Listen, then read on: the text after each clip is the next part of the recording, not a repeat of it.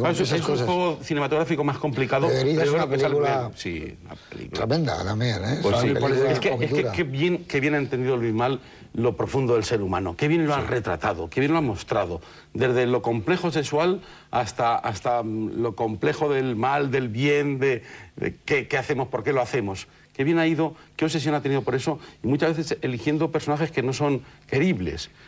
Cuando el fuego fatuo elige ese personaje, pues hay una especie de contestación en Francia porque viene de una novela de un fascista. Y él se atreve, ¿no? Con Trío de la Rochelle, ¿no? A ser independiente. Porque... Yo creo, no sé qué os parece a vosotros, que desde la época dorada, de la época de Hollywood, cuando van Billy Wilder, Cineman y Hitchcock, no ha habido ningún director de Europa que se haya adaptado también a hacer cine en Estados Unidos como Luis Mal, porque todos han sido aventuras más o menos pasajeras, Antonioni, pero yo creo que él, no sé, y además él decía que se sentía muy cómodo rodando en Estados Unidos, ¿no? Que si no hubiera podido hacer Atlantic Lo que pasa City. es que estamos, digamos... sin haber perdido su condición de europeo, como no han perdido ninguno, porque Billy Wilder sigue siendo en sus comedias y en sus dramas, o Fred Zinnemann, o Otto Preminger, o cualquiera, pero yo creo que ha sabido adaptarse a hacer un tipo de cine profesional, que es lo que siempre pensaba él en su carrera, enfrentarse con diversas formas de contar, diversos temas, una temática muy abierta, y bueno, y ha sido un cineasta que sin renunciar a ser Luis Mal ha podido hablar, pues eso, Vania, o hablar de Chekhov, o hablar del... o La Pequeña. La Pequeña es una película con muchos problemas, porque claro, tener a una niña de 13 años con un papel tan atrevido a una sociedad moralista que es la americana, había que ser muy, filmografía muy dispersa, en el buen sentido, muy variada, ¿no? Lo que pasa es que, claro, aquí se ha encontrado, yo me supongo que él está viviendo en Estados Unidos y te vuelve el recuerdo del curso del 44 y casi de una manera inconsciente te pones a escribirlo porque dices, ha llegado el momento, eso se debe de saber. O sea, una película pendiente, seguro. Además, él casi siempre firma, como tú dices, que él se considera un profesional, casi siempre busca ayuda para firmar los guiones. Sí, aquí no. Siempre, aquí no. Aquí, y en Abu de Sufle tampoco, y en otras cuantas más. Él mismo dice que este es su punto de partida, su verdad.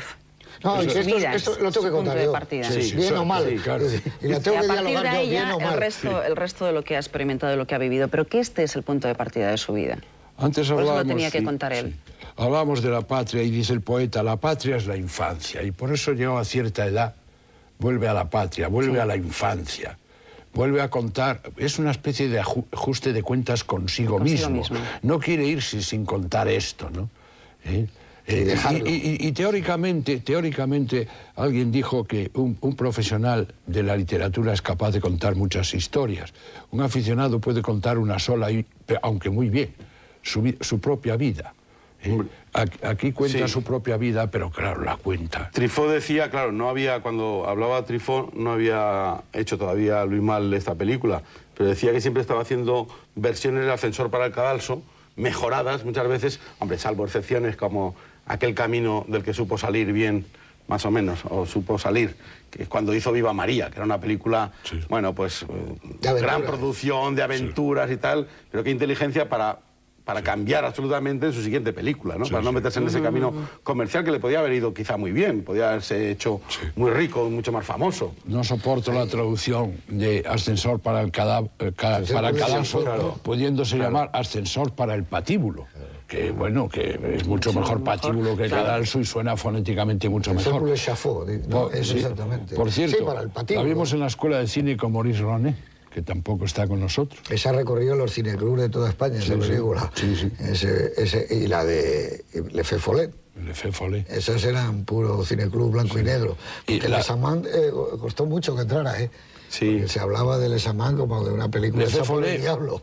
Estaba José Luis de Vilallonga en Les Amants. Sí. Le Feu Follet, que es Eric Satie por primera vez como música de fondo. Claro. Después la utiliza Orson Welles en Una historia inmortal, y después muchísimo, ¿no? Pero que bien subrayado está con la ginopédie, ese mundo de ese hombre que se va a suicidar a plazo fijo, y que también es autobiográfico, claro. Bueno, y que lo hizo. Exactamente. Porque el Díaz de la Rochelle se suicidó. Díaz de la Rochelle, que era un fascista y que, por cierto, la Guerra Civil Española, y la Guerra Civil Española estaba al lado de los nacionales, pues tenía un sentido tan autocrítico que al final se suicidó, claro. Y luego otro escritor tremendo era Selim, que estaba en la línea de él. Primos hermanos. Primos hermanos. También en la desesperación y en el error, ¿no?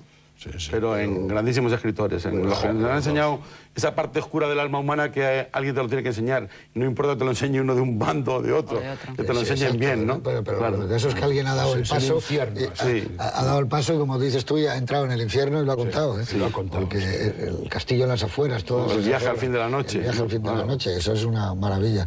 Pero yo creo que todo eso y haber rodado con esa película del Le Follet, todo ese caldo de cultivo ha hecho lo que tú comentabas antes, que él haya podido tener la objetividad suficiente para poderse haber enfrentado sin ningún tipo de maniqueísmo a una historia que podías haberla llevado de una manera muy clara, ¿no? Yo recuerdo otras películas que impactaban entonces, era El puente de Bernard Vicki, los niños defendiendo un puente, pero estaba más entre niños buenos y malos, una película alemana. Es verdad, porque démonos cuenta que él se sale, por decirlo así, de lo que es el moralismo de la izquierda, que te hace ser casi unidireccional, que no quiere que te vayas del camino, y él se aparta de ese camino, y eso es una valentía sin hacer dejación, yo creo, de ninguna de sus ideas, sin saber en qué lugar ha estado, pero sí que demuestra una independencia no tan habitual, no tan común. Y luego el título es tan bonito.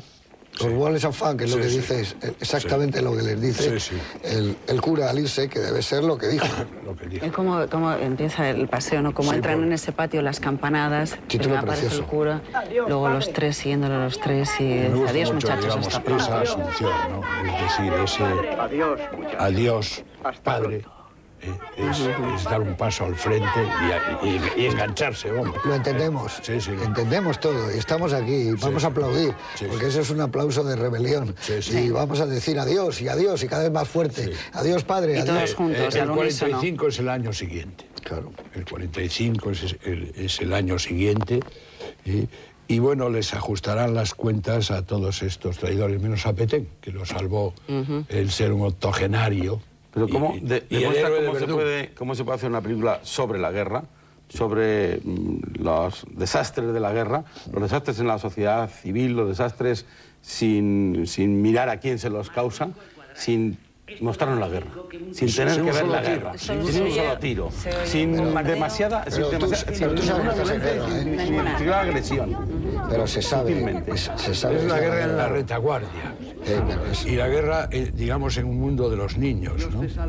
Sí, pero que todos saben que existe esa guerra ahí mismo y oyen hablar de la resistencia y saben que París no es el París que ellos conocen, las estaciones. Por eso me gusta mucho que haya tenido la valentía de llevar esa fotografía al límite, que cuando se despide la madre y el chico no es más que un plano corto y oscuridad al lado, porque no hay nada de brillantez, no puede existirlo, ¿no? Todo eso, el sentir el frío, el vaho, que llevan, como tú dices, van descalzos con sandalias, todo eso es un mundo que está presente, es casi físico, casi lo tocas, ¿no? Y hay ese tronco que yo os decía, que es la secuencia del restaurante, que es excepcional. Cuando llega aquel hombre y le dice, pero si viene 40 años, lleva viniendo 40 años aquí. Sí, es un caballero, nunca molesta. Y el hombre no abre la boca, además. ¿Qué hay para comer? Pues quiero carne, no hay carne, hay esto, hay una botella de vino. Conejo a la jardinera. Quiero pesca, hay conejo. Dice, ¿y las patatas con mantequilla? Dice, no, señora, con margarina. Es decir, cada diálogo está dado el razonamiento de la época. ¿Es conejo o es gato? Digamos, cada diálogo se extrapola a la generalidad, ¿no? Hay un momento en que le dice, ¿y tu madre dónde está? Dice, en la Francia Libre. Dice, ya no hay Francia Libre. Ya no hay zona libre. Es verdaderamente estremecedor. Ya lo sé, déjame, te pregunto. Qué capacidad de síntesis. Y qué niños tan niños. Pero luego, además, acostumbrados a esos hombres pequeñitos que son los niños en la mayor parte de las películas, ¿no? Fíjate, ¿no? Con las mermeladas. Porque te has dado cuenta que no hay nada en ese restaurante, pero es como de 5 tenedores. Esa cosa que es muy francesa. Elegancia en la cadencia, incluso. No hay nada, pero amigo. El chef. Vas al restaurante, está reservada la mesa.